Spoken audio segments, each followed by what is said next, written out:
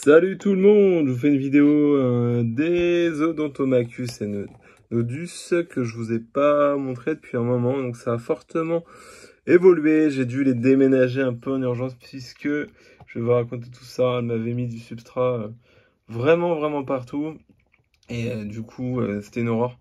Pour ouvrir le bac, pour les nourrir, j'y avais plus. Le nid était plein, donc voilà. Donc aujourd'hui elles sont à peu près 80 100 ouvrières. Moi je dirais effectivement 80-100 au grand max, à savoir que c'était une galère. J'ai également pu tester, malgré moi, c'était pas prévu au programme, mais quand j'étais obligé de finir le déménagement un peu manuellement sur cette espèce, donc j'ai dû effectivement déménager les dernières ouvrières avec des pinceaux, des mini cuillères, et j'ai eu le droit de me faire piquer. Eh bien, c'est pas du tout agréable, hein, pour tout vous dire. Clairement, c'est l'intensité d'une guêpe, donc c'est violent. Par contre, ça dure très peu de temps. Ça dure 2 minutes, c'est fini. Mais bon, c'est quand même désagréable, hein, c'est pas pour autant que je vais m'amuser à me faire piquer. Mais voilà, je pensais que ça serait quand même plus... Alors, au niveau douleur, je pensais bien à ça. C'est clairement, on douille bien. Mais par contre, au niveau dureté de l'intensité de piqûre, c'est assez... Enfin, durée plutôt de la douleur, bah, c'est assez rapide. Puisque en 2 minutes, 5 minutes maximum, c'est torché. Et tant mieux, j'ai pas d'autres séquelles, mais bon, c'est pas pour autant que je vais m'amuser à me faire piquer tous les jours, clairement. Je vais être transparent avec vous, c'est pas au programme, puis c'est pas mon envie, là c'est clairement du fait de les avoir déménagés, bah voilà, et d'avoir dû finir le boulot, entre guillemets, ça a été un peu plus délicat. Donc là, vous pouvez voir, j'ai dézoomé un max pour que vous puissiez une visibilité du nid. Là, dans le nid, il y a à peu près une trentaine d'ouvrières, mais en fait, il y en a carrément plus que ça. Quand on voit ce qu'il y a dans l'air de chasse, et ce qu'ils ont creusé aussi, j'essaie de vous montrer ça. Hop, alors, du coup, c'est pas propre ce que je fais. Honte à moi, quelle honte. C'est une honte. Voilà, donc voilà, on va essayer de pas trop bouger, du moins, on va essayer. C'est pas gagné. Et donc là, vous allez pouvoir, je vais zoomer un peu. Voilà de chasse, donc vous pouvez voir que dans l'air de chasse, il y en a partout. Et leur jeu, c'est effectivement de creuser, de faire des galeries. Normal, elle s'étoffe un peu. Peut-être que comme ça, c'est mieux. C'est vraiment chaotique ma qualité de vidéo. Désolé. Donc là, vous pouvez voir, en plus, je les ai nourris un peu juste avant de filmer pour que ça bouge bien au niveau de l'air de chasse. Voilà. Vous voyez, donc le nid, voilà, c'était le Janus de Terra Fourmi que j'ai donc collé au bac. Et puis j'ai fait un système là pour l'arrosage, enfin pour l'humidification. Ça plus simple. Donc voilà, ça marche bien, hein. Pas de souci, la cuve elle est comme ça. Donc là vous voyez, avant j'avais fait de la déco, des plantes, des mousses et tout. Là j'ai fait au plus simple, hein. Vu comment c'est des bulldozers et vu comment ils ravagent le substrat, là vous pouvez voir qu'il y a du monde là. Je sais pas si vous allez bien voir, mais il y a du people. Il y a du people, je vais essayer de dézoomer entièrement. Vous voyez un peu, là c'est blindé parce qu'il y a des galeries. Comme je les ai nourris, bah, tout le monde sort. Et vous voyez que je m'empare. Je les ai bien, mes 80 ouvrières facilement. Il n'y a pas photo. Voilà.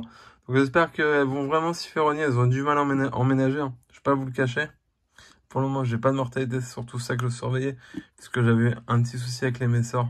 Mais qui avait été réglé, hein. C'est pour ça que j'ai réutilisé ce nid. Et j'ai un collègue qui élève également cette espèce. Sa colonie, elle est bien badass. Puisque lui doit avoir plus de 300 ouvrières, si je dis pas de bêtises. Et elle vit parfaitement dans le nid avec une aire de chasse et du substrat, hein. L'inconvénient de cette espèce, bah, c'est que pour une ponérine, c'est hallucinant ce que je veux dire, mais elle est super rapide. Et puis, donc, faut du substrat et ça a tendance à tout retourner. C'est des petits bulldozers, hein. Ça doit être une petite espèce, puisque là, c'est des ovaires qui font, je sais pas, 1,2, 1,3 cm, donc c'est vraiment pas gros, hein. Vous pouvez le voir derrière l'écran, je vais essayer de zoomer un peu quand même. Voilà. Donc, un petit peu, je vais retourner vers le nid. Donc, ce qui m'embête un peu, pendant le déménagement, j'ai pas vu la reine. Du moins, comme il y en a eu un peu partout, j'en ai déménagé dans le substrat et tout. Donc la reine elle est forcément là, hein, moi j'espère, hein. Mais ça m'embête de ne pas l'avoir vue. Moi j'aime bien avoir une vision sur mes fourmis. C'est un peu mon défaut d'ailleurs. C'est pour ça que les terrariums, j'aime ça de plus en plus, mais c'est vrai que le côté pas avoir de visu sur ce qui se passe, gérer les imprévus, ça me stresse un peu. C'est pour ça que là même mes ponérines, il y en a plein qui me disent ouais vas-y bah, mets-les en terre, te prends pas la tête.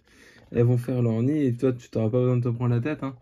Mais je préfère quand même avoir une petite vision là-dessus, ou comme là, ouais, ça me permet de voir que j'ai pas mal de cocons encore, donc des naissances, de la larve. Est-ce que j'ai des œufs? Je suis pas sûr, parce que là, elles ont dû déménager le couvain.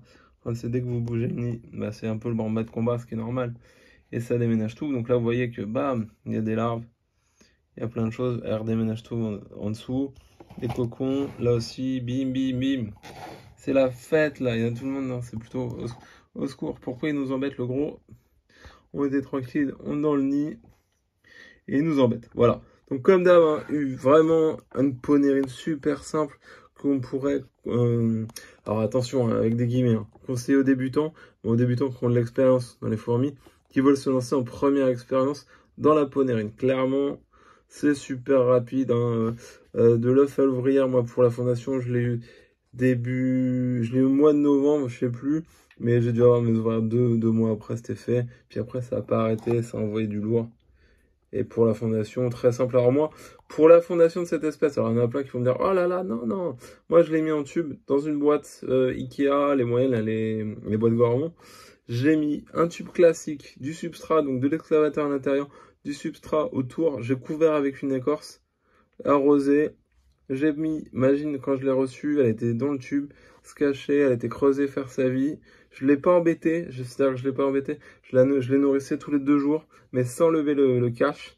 J'ai regardé vraiment le cache que 1 mois et demi après, où là j'ai vu que j'avais mes premières grosses larves et des débuts de cocon. C'est pour ça que je vous les ai montrés après quand elles avaient fondé. Comme c'était vraiment ma première ponérine, entre guillemets, ou que je faisais fonder moi-même. Je voulais pas me foirer, je voulais pas les stresser. Donc c'est pour ça que je vous ai montré bien après. Voilà. Franchement, c'est vraiment une espèce au top. Voilà, ce que je peux vous dire, je voulais vous les montrer, j'en ai profité, voilà.